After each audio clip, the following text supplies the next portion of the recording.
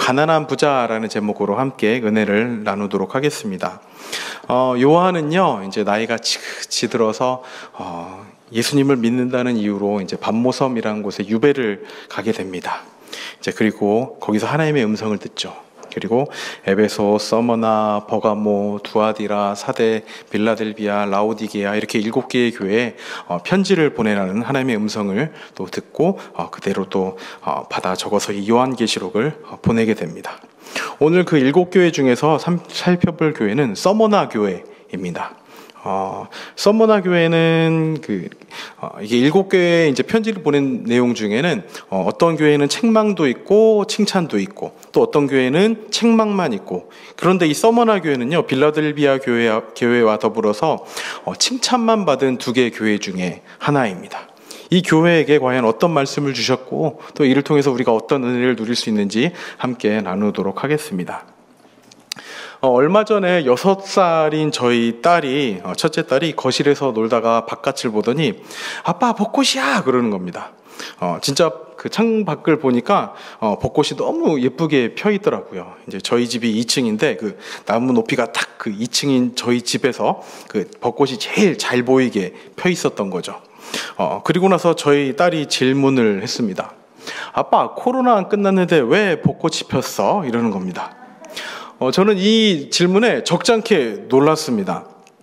사실 애들이 그렇지 않습니까? 이렇게 밖에서 놀고 싶고, 뭐 어디 돌아다니고 싶고, 뭐 어디 나가서 뭐 재밌는 거 하고 싶고, 그런데 뭐 이 상황이 이러니까 뭐 다들 뭐 이제 애들이 제일 힘들어 하죠. 그 상황 가운데 뭐 어디 놀러 가지도 못하고, 또 몇 달째 또 친구들도 못 만나고, 뭐 어디 가지도 못하고, 뭐 이렇게 그냥 아이들 입장에서는 그냥 이렇게 그 몇 달째 집에만 틀어박혀 있는 이 시간이 그냥 아이들은 단순히 지금 이 시간이 그냥 유치원 못 가는 날, 이렇게 친구 못 만나는 날, 친구들하고 놀러 가지 못하는 날, 뭐 나갈 때는 마스크 꼭 해야 하는 날, 뭐 기침, 재치기 할 때는 정말 조심해야 하는 날, 이렇게 그냥 불편하고 그냥 재미없고 불편하고 뭐 심심한 날로만 여길 줄 알았습니다. 그런데 저희 아이에게 이 코로나19 때문에 생긴 지금의 시간들은 단순히 재미없고 불편한 날이 아니라 그 모두가 아파하고 모두가 고통을 지나고 있는 시간이라고 느낀 거죠. 그래서 코로나로 사람들은 모두 고통을 겪고 있는데 벚꽃이 활짝 폈다는 것이 놀라웠던 것 같습니다. 그래서 참 놀랐어요. 이게 뭐 대견하기도 했고 뭐 그랬는데, 우리 성도님들은 자녀들이 이런 질문을 하신다면 어떻게 대답하실 것 같습니까? 사실 뭐 대부분의 아빠들이 그럴 것 같아요. 저는 진짜 건성으로 필 때가 돼서 핀 거야 이렇게 대답을 했어요. 뭐 아마 저뿐만 아니라 많은 아빠들은 이 정도 대답이었을 것 같습니다. 그런데 딸의 질문을 생각하면 생각할수록 저에게 너무나 큰 깨달음을 주는 질문인 겁니다. 그리고 동시에 저의 대답도 별 생각 없이 한 대답인데 정말 너무나 명쾌하고 정말 진리와 같은 대답을 한 것 같은 저 자신의 만족이 생겼습니다. 인간이 어떤 존재입니까? 우리는 보통 인간 하면은 그렇게 생각을 할 것 같아요. 문명의 엄청난 발전을 이뤄낸 인간, 그리고 모든 것을 손에 넣고서 정복한 것 같은 그런 인간. 그렇지만 지금 우리는 어떻습니까? 눈에 보이지 않는 바이러스 앞에 가장 무기력하게 서 있는 것이 인간입니다. 그렇지만 우리 인간을 제외한 세상의 모든 만물은 어떻습니까? 우리 인간을 딱 빼놓고는 세상의 모든 만물이 하나님이 지으신 이치대로 그대로 돌아가고 있는 겁니다. 봄이 와서 벚꽃은 피는 겁니다. 결국 인간이 가장 연약한 존재라는 것이지요. 저희 딸의 이 질문을 통해서 정말 큰 깨달음을 얻었고, 저의 답변에 저 또한 이렇게 너무 감탄을 하는 그런 일이 있었습니다. 오늘은요, 이 하나님께서 서머나 교회에 주시는 말씀을 통해서 가장 연약한 우리 인간이 겪는 아픔, 고통, 고난에 대한 이야기를 해볼까 합니다. 우리 성도님들은 어떠십니까? 하나님을 믿으면서 마냥 좋은 날들만 보내고 계십니까? 아마 그런 분들은 아무도 안 계실 겁니다. 오히려 하나님을 믿으면서도 인생의 봄날이 아니라 칠흑 같은 어두운 밤처럼 느끼는 분들도 계실 겁니다. 우리는 이런 시간들을 고난이라고 이야기를 합니다. 이 기독교인들에게 고난이란 주제만큼 친근한 주제는 없을 것 같습니다. 그러면서도 동시에 가장 어려운 주제이기도 하지요. 여기 계신 분들 중에서 고난이 쉬운 분들은 아무도 안 계실 것 같습니다. 고난이라는 것을 쉽게 지나쳤다면 그것은 이미 고난이 아닌 거죠. 이제 이 순간만 지나면 끝이겠지. 이것만 넘어가면 끝이겠지. 이 터널만 지나가면 저 끝에는 밝은 빛이 비치겠지. 이런 시간들이 또 찾아오고 또 찾아오고 이제 끝일 것 같은데 또 찾아오고 그런 것이 고난 아니겠습니까? 그 고난의 시간들을 우리 성도님들은 어떻게 보내셨습니까? 아니, 어떻게 버티셨습니까? 또한 그 시간을 지나는 동안 하나님을 향해 어떤 기도를 드리셨습니까? 시편 119편 71절 말씀에는 이런 말씀이 있습니다. 71절 우리 다 함께 읽어보겠습니다. 시작. 고난당한 것이 내게 유익이라. 이로 말미암아 내가 주의 율례들을 배우게 되었나이다. 시편 기자는 고난이 유익이라고 이야기를 합니다. 주의 율례들을 배우게 되는 계기가 되었다는 거죠. 시편 기자도 고난을 겪고 있는 순간, 그 순간에는 이런 고백을 곧바로 드리지는 못했을 것 같습니다. 보통 이런 원망으로 시작을 하죠. 왜 다른 사람은 아무도 겪지 않는 이 시간이 왜 도대체 나에게만 주어지는 것일까? 그리고 이어서 그래도 하나님이 등장을 합니다. 하나님이 살아계신다면 어떻게 나에게 이러실 수가 있지? 이런 생각이 들기도 하죠. 그리고 또 하나님이 왜 나에게 이런 시간을 주셨을까? 하나님은 이 시간을 통해서 내가 무엇을 깨닫기를 원하실까라는 그런 생각도 하고 기도도 드리게 됩니다.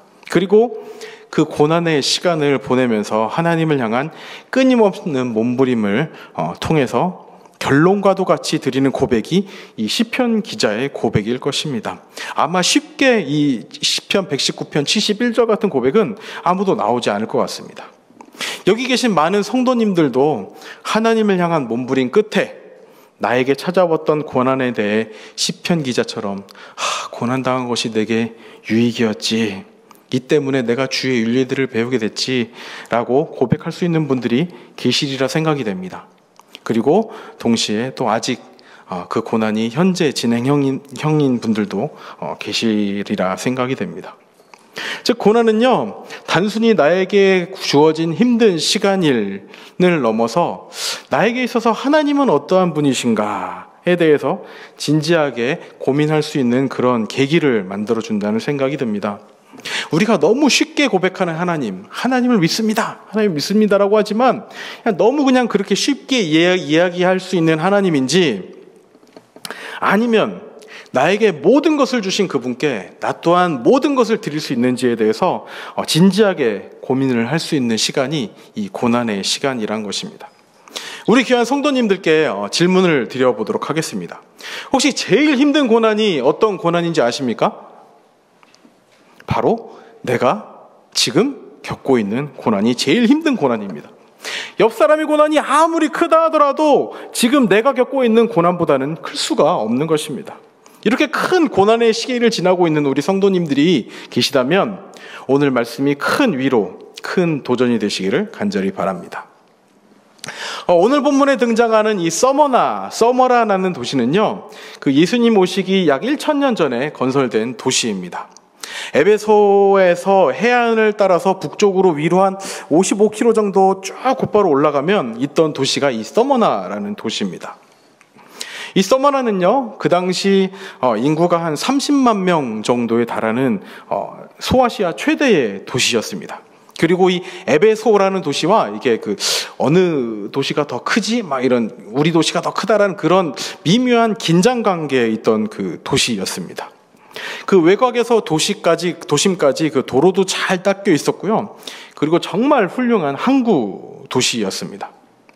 최대의 도시이면서 항구가 있는 도시라면 어땠을까요? 경제적으로도 다른 도시에 비해서 많이 부유했을 겁니다. 번성했던 거죠. 이런 큰 도시에 정말 잘 살고 정말 엄청난 도시에 교회가 세워졌는데 이 교회가 바로 서머나 교회였습니다. 그런데요, 이 도시의 이미지, 서머나라는 엄청나게 발전하고 엄청나게 흥왕했던 그 도시의 이미지와는 다르게 서머나 교회의 성도들에게는 가난의 문제가 있었습니다. 너무 가난해서 조롱을 받을 정도였고요. 주위로부터 하찮은 취급을 받으며 살았습니다.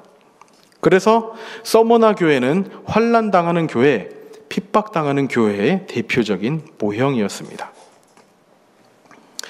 서머나 교회는 왜 이렇게 핍박을 받았는가? 두 가지 큰 이유가 있었습니다.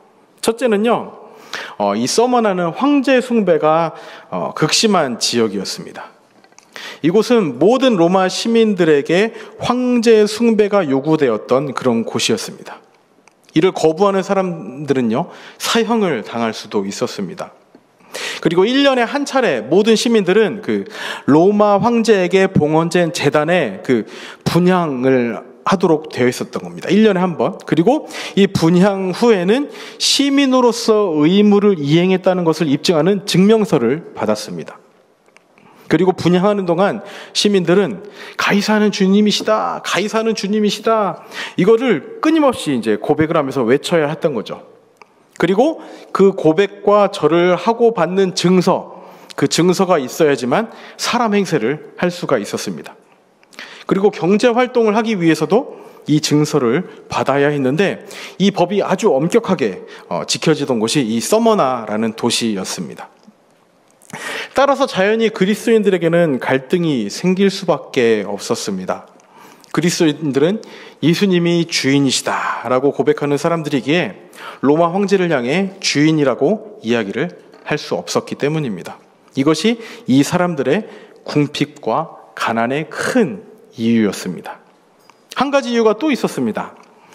두 번째 이유는 이 서머나에는 유대인들이 많이 있었습니다. 그런데 이 유대인들은 그리스도인들을 악랄하게 중상모략을 했습니다.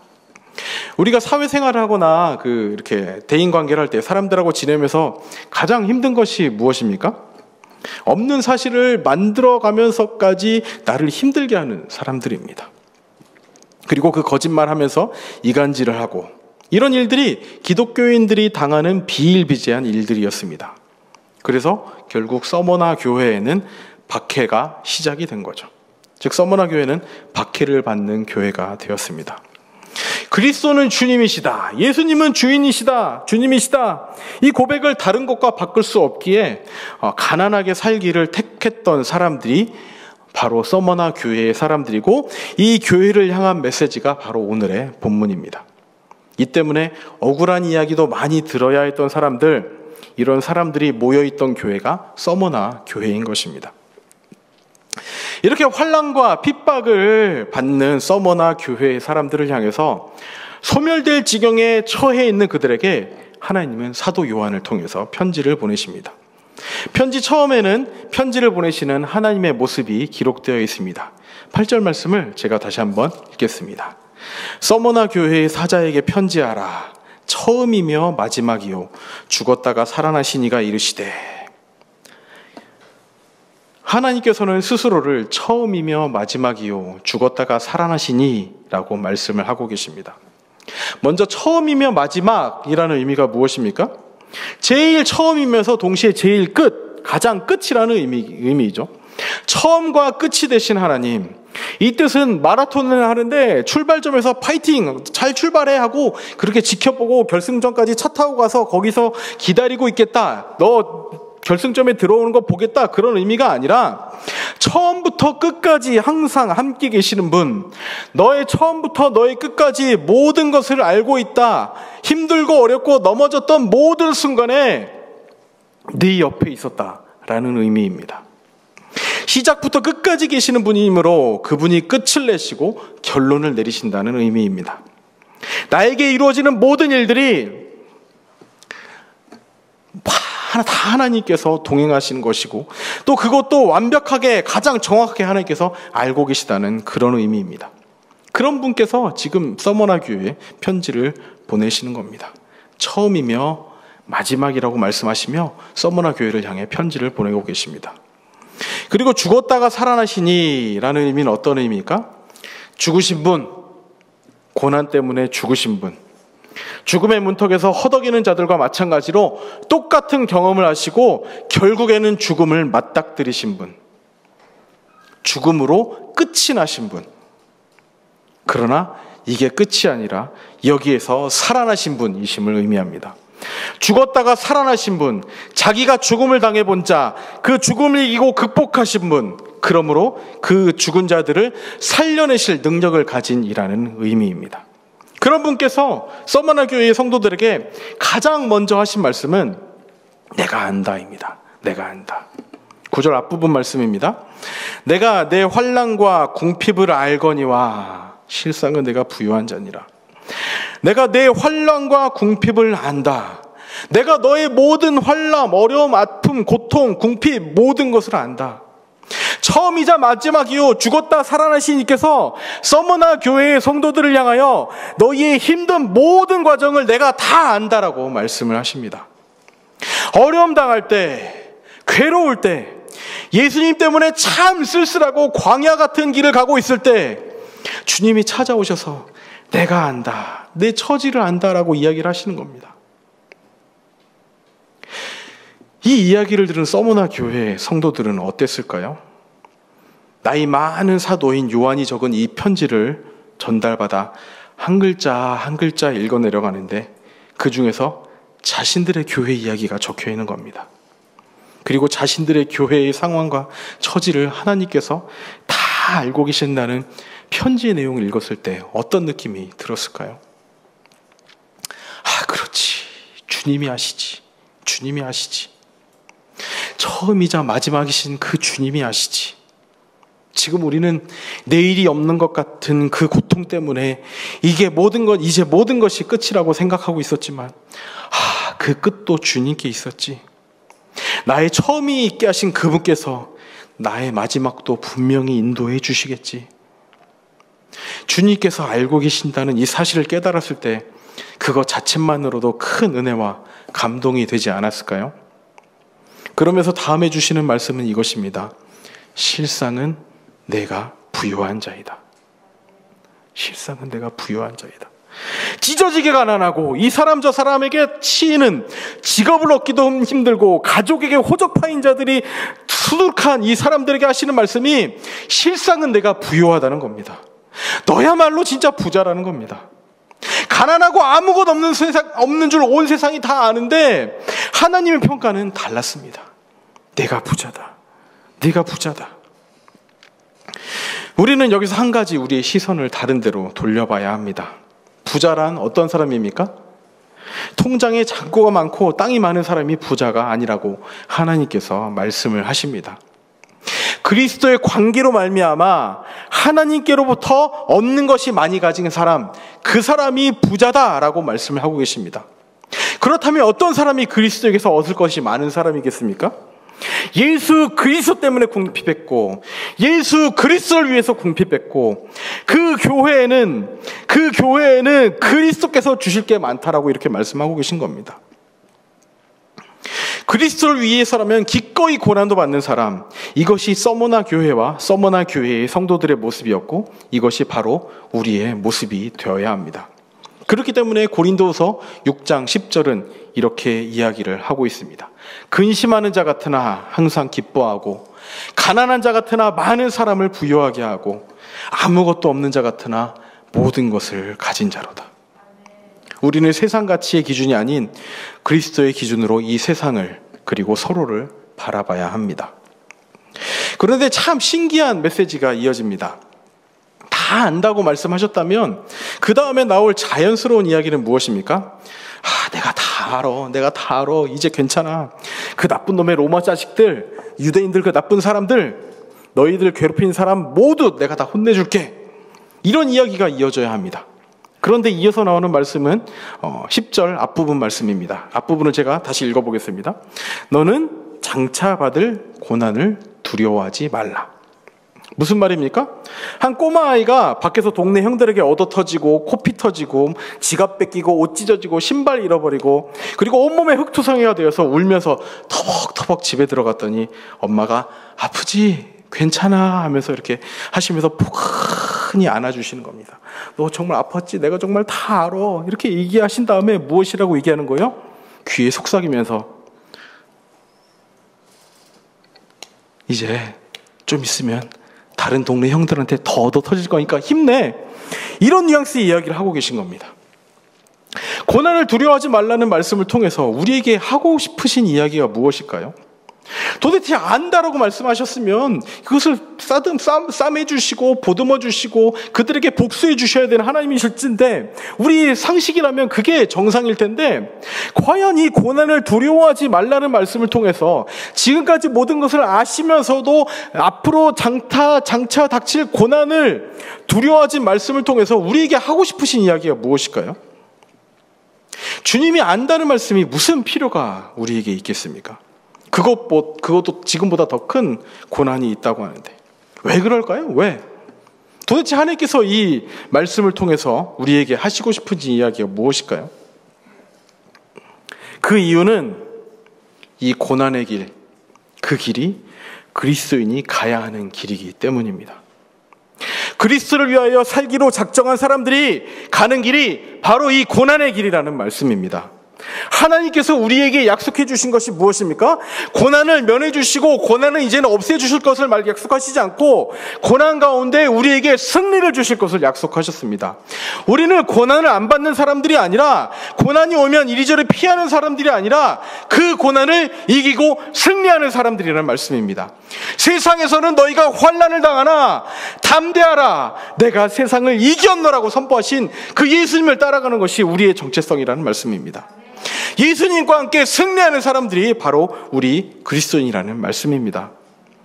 그리고 여기서 끝이 아니라 더 이상한 이야기가 이어집니다. 10절 끝부분입니다. 내가 죽도록 충성하라, 그리하면 내가 생명의 관을 내게 주리라. 장차 받을 고난을 두려워하지 말라라고 말씀하신 다음에 이어서 하시는 말씀이 무엇입니까? 죽도록 충성하라는 것입니다. 한마디로 죽기를 각오하라는 말입니다. 이 말씀이 언제 하신 말씀입니까? 적극적으로 고난에 부딪히는 상황에서 하시는 말씀입니다. 회사 때려치고 가정도 돌보지 말고 모든 걸 포기하고 자신의 삶은 모든 걸 버린 채 교회 일에만 매달리라는 그런 말씀이 아니라, 고난에 대해서 수동적인 모습, 소극적인 모습이 아니라, 고난이 오면 어떻게 이렇게 피하고 저렇게 피하고 그런 궁리를 하는 것이 아니라, 고난 앞에 좌절하고 낭망하는 모습이 아니라 적극적으로 그 고난에 맞닥뜨려 보라는 것입니다. 내가 이 고난 앞에서 쓰러지고 넘어지는 것이 아니라 하나님께서 함께 하시는 이 고난 감당해 보겠노라고, 그렇게 고백하면서 하나님을 붙드는 것입니다.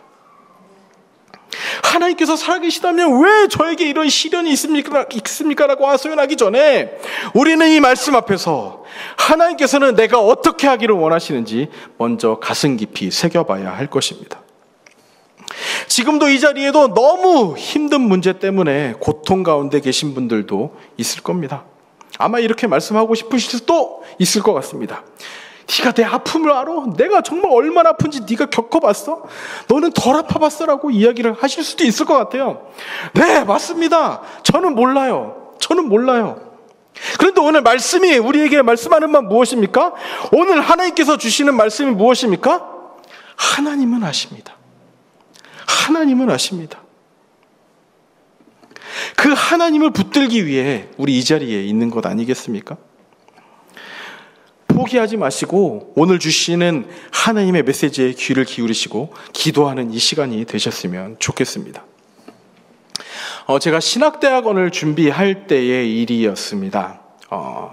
이렇게 보통 성경의 양이 엄청 방대하잖아요. 그래서 그 성경을 더 빨리 외울 수 있도록 그 스터디 모임이 이제 있습니다. 이제 학원 같은 거죠.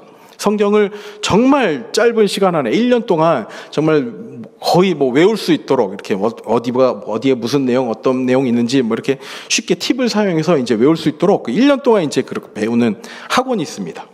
그런데 저보다 1년 먼저 준비하신 그 선배의 이야기입니다. 그 선배도 이제 공부를 한창 준비를 하고 계셨습니다.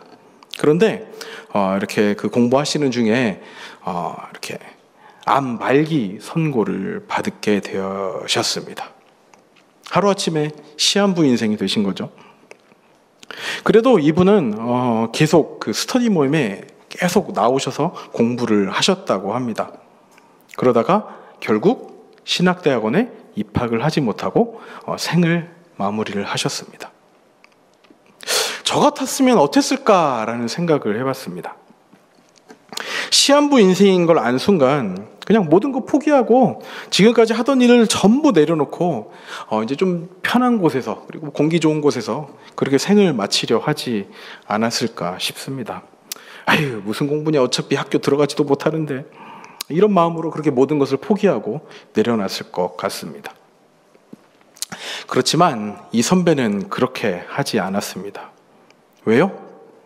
지금 내가 가고 있는 이 길이, 목회자가 되는 길이 하나님이 주신 길이니까 생을 마칠 때까지 그 자리를 그렇게 지키다가 하나님 곁으로 가신 겁니다. 이분이 그냥 억울한 죽음을 당하신 걸까요? 그냥 개죽음 당하신 걸까요? 하나님께서 목회자를 시키시겠다고 그 소명을 따라서, 서원을 따서 이 자리까지 왔는데 그 문턱에도 가보지 못하고 죽음을 당한 이분이 그냥 억울한 죽음을 당한 것일까요? 아마 고린도전서 15장 55절 57절 말씀이 이에 대한 대답이 아닐까 싶습니다. 사망아, 너의 승리가 어디 있느냐? 사망아, 내가 쏘는 것이 어디 있느냐? 우리 주 예수 그리스도로 말미암아 우리에게 이김을 주시는 하나님께 감사하오니. 비록 육신적으로는 이분은 죽음을 당하셨을 수도 있지만 결국엔 이분이 얻은 것이야말로 진정한 생명이라는 생각이 들었습니다. 우리 10절 말씀입니다. 아까 함께 읽었던 요한계시록 2장 10절 말씀을 우리 다 같이 함께 읽어보도록 하겠습니다. 요한계시록 2장 10절 말씀입니다.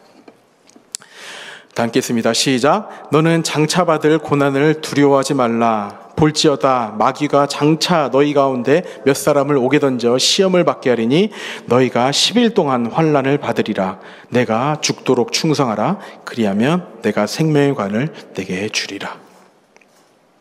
우리가 죽도록 충성하면서도 고난을 감당할 수 있는 근거가 무엇입니까? 방금 함께 읽은 대로 10절에 10일 동안 환난을 받으리라고 기록을 하고 있습니다. 10일. 이 10일의 의미 무엇인가 하면 물리적인 10일이 아니라 이 열흘은 아주 잠깐의 시간이라는 의미입니다. 잠깐의 시간.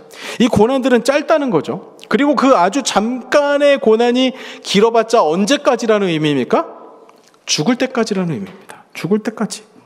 그 죽음이 끝이 아니라 그러나 우리에게 주어진 것은 생명이라고 말씀을 하고 있는 것입니다. 그렇게 죽을 때까지 힘들게만 살다가 끝이라는 의미가 아니라 지금까지의 생의 길이라는 비교도 안 될 만큼의 영원한 삶, 영광스러운 삶이 우리를 기다리고 있다는 말씀입니다. 내가 생명의 관을 너에게 주리라. 우리에게 생명의 면류관, 영원한 생명의 면류관이 주어졌다고 말씀을 하고 계신 겁니다. 마지막으로 한 사람을 소개하면서 설교를 마무리할까 합니다. 바로 폴리갑이라는 사람입니다. 폴리캅이라고도 하고 폴리갑이라고도 하는데, 이 폴리갑은 사도 요한, 이제 요한계시록을 쓴 사도 요한의 제자였고, 지금까지 이야기를 드렸던 서머나 교회의 감독, 즉 이 서머나 교회의 담임 목사직을 수행했던 사람입니다. 아까 앞에서도 말씀드렸지만 이 서머나라는 동네는 황제 숭배에 철저하고 광적인 도시였습니다. 1년에 한 번씩 그 황제 가이사의 제단 앞에서 절을 하고 향을 피워 제사를 지내면 증서를 주었다고 이제 말씀을 드렸습니다. 그리고 일단 이 증서를 받으면 하나님을 믿건 뭐 다른 신을 믿건 뭘 하건 상관이 없었습니다. 많은 기독교인들, 특히 많은 기독교인들이 어떻게 생각을 했을까요? 365일 중에 단 하루 눈 딱 한 번만 감고 제사를 지내면, 그 황제 앞에 절을 하면 나머지 364일은 편하게 복음을 전하면서 지낼 수 있지 않을까? 그게 더 합리적이고 효율적이지 않을까? 이런 생각이 들었을 것 같습니다.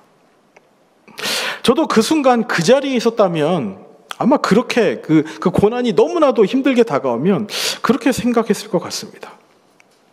그렇지만 그 한 번, 가이사를 신으로 인정하는 그 한 번, 365일 중에 단 하루, 제가 퍼센테이지를 계산해 보니까 0.27%였더라고요. 0.3%. 1%도 안 되는 그 하루를 인정할 수 없기에 폴리갑을 포함한 그리스도인들은 불법자, 범법자가 되었습니다. 서머나에서 어떤 사람이 그리스도인으로 산다는 것은 곧 범법자가 되는 것을 의미했기 때문입니다. 그리고 주후 152년 2월의 어느 날이었습니다. 서머나의 축제일에 서머나 교회의 감독이었던 폴리갑을 체포하라는 체포영장이 떨어졌습니다. 왜요? 이 사람이 가는 데마다 그리스도는 나의 주인이시다, 그리스도만이 나의 유일한 구원자시다라고 외치고 다니기 때문에 그냥 살짝살짝이 아니라 노골적으로 외치고 다녔기 때문에 골칫거리였습니다. 이 사람을 잡아도 문제고 안 잡아도 문제였습니다. 잡자니 그리스도인들이 더 일어날 것 같고, 안 잡자니 이 사람이 너무 노골적으로 외치고 다니니까 엄청 골칫거리였습니다. 그 가운데 하루는 결단을 했던 것 같아요. 이제 마지막이다라는 결단 가운데 폴리갑의 체포 명령이 떨어진 겁니다. 그래서 결국 폴리갑은 은신처에서 붙잡혔습니다. 그는 도망치기는커녕 오히려 자기를 잡으러 온 사람들에게 음식과 물을 대접을 했습니다. 그리고 잠시 물러가 기도할 시간을 청해서 2시간을 그 자리에서 기도했다고 합니다. 체포되어 오는 길에 담당 장교는 이렇게 묻습니다. 황제에게 제사를 지내서 나쁠 것도 없지 않소? 폴리갑은 이를 거부합니다. 도착하자마자 군인들은 폴리갑을 거칠게 마차 밖으로 밀쳐내 총독에게 데려갑니다. 그리고 많은 감언 이설들과 협박, 회유로 폴리갑을 유혹합니다. 목숨이 아깝지 않냐? 가이사의 이름으로 한 번만 맹세하라. 그렇다면 너를 풀어주겠다. 그리스도를 욕해라. 한 번만 욕해라. 86세나 되었는데 그냥 딱 한 번만 말해라. 한 번만 말해서 손해볼 것이 무엇이냐라고 그렇게 유혹을 합니다. 그리스도를 딱 한 번만, 그냥 한 번만 비방하면 된다. 딱 한 번이면 된다. 그렇게 회유를 했던 겁니다. 그러나 그때 폴리갑은 이런 고백을 드립니다. 나는 지금까지 86년 동안 예수님을 섬겨왔습니다. 그분은 지금까지 한 번도 나를 해하거나 배신한 적이 없습니다. 그런데 내가 어떻게 그분을 배신할 수 있겠습니까? 그리고 또다시 협박이 이어집니다. 부인하지 않으면 너를 저 맹수들이 있는 그 소굴에 집어넣겠다라고 이야기합니다. 여기서도 폴리갑은 굴하지 않습니다. 네가 맹수가 두렵지 않다면 너를 불에 태우는 화형에 처하겠다라고 이야기를 합니다. 화형당할 때의 마지막 기도 또한 우리에게 많은 깨달음을 줍니다. 폴리갑은 그렇게 불에 타 죽는 순간에도 이렇게 기도했다고 합니다. 오 전능하신 주 하나님, 사랑하는 아들 예수 그리스도의 아버지여, 저희는 예수님을 통해 아버지를 알게 되었습니다. 오늘 이 시간 저를 그리스도의 잔에 동참하기에 합당한 자로 여기셔서 순교자들의 대역에 두시니 감사합니다. 이런 고백을 하며 이런 기도를 드리며 폴리갑은 순교했다고 합니다. 말씀을 마무리하도록 하겠습니다. 주님은 서머나 교회만 고난으로 부르신 것이 아니라 어느 시대, 어느 교회를 막론하고 모든 교회, 우리 모두를 고난으로 부르십니다. 예수님께서도 이렇게 말씀을 하십니다. 마태복음 5장 11절 12절 말씀입니다. 우리 함께 읽겠습니다. 시작. 나로 말미암아 너희를 욕하고 박해하고 거짓으로 너희를 거슬러 모든 악한 말을 할 때에는 너희에게 복이 있나니 기뻐하고 즐거워하라. 하늘에서 너희의 예상이 큼이라. 너희 전에 있던 선지자들도 이같이 박해하였느니라. 고난에 맞닥뜨리고 있을 때 가장 먼저 드리는 고백이 무엇입니까? 원망이십니까? 감사이십니까? 하나님께서 우리 성도님들에게 주시는 은혜가 크십니까? 아니면 눈앞에 문제 때문에 생기는 어려움이 크십니까? 이런 고난이 들 때마다 서머나 교회에게 주시는 하나님의 말씀이 큰 힘과 위로가 되시기를 간절히 바랍니다. 내가 안다. 내가 너의 모든 고통과 아픔을 알고 있다. 이렇게 말씀하시며 처음부터 끝까지 동행하시는 그 은혜가 우리의 모든 성도님들에게 함께 하시기를 간절히 소망합니다. 지금 바로 눈앞에 고난 너머에 있는 그 찬란하고 영광스러운 하나님의 임재가 충만하게 다가오는 우리 모든 성도님들이 되시기를 진심으로 바랍니다. 그렇게 우리 진짜 부자로 사는 우리 그 안에 진리교회 모든 성도님들이 되시기를 간절히 바랍니다. 함께 우리 기도하겠습니다. 우리 다 함께 기도하실 때 이 기도 제목 가지고 함께 기도하셨으면 좋겠습니다. 내 고통, 내 고난, 아무도 알아주는 이 없는 것 같은 그런 힘들고 답답한 마음이 드는 분들 계십니까? 하나님께서는 오늘 그러한 분들에게 이렇게 말씀하십니다. 내가 안다. 너의 모든 시작과 끝을 알고 있고 언제나 내가 너와 함께 하고 있다. 하나님께서 나를 알아주신다는 것만큼 큰 위로가 어디 있겠습니까? 나를 아시는 하나님, 나를 지으신 하나님 나를 아시지요? 하나님 나를 보고 계시죠? 처음부터 끝까지 나와 함께 하시지요? 하나님 나를 아시죠? 그 하나님을 우리 찾고 구하는 기도 함께 드리도록 하겠습니다. 함께 기도하겠습니다.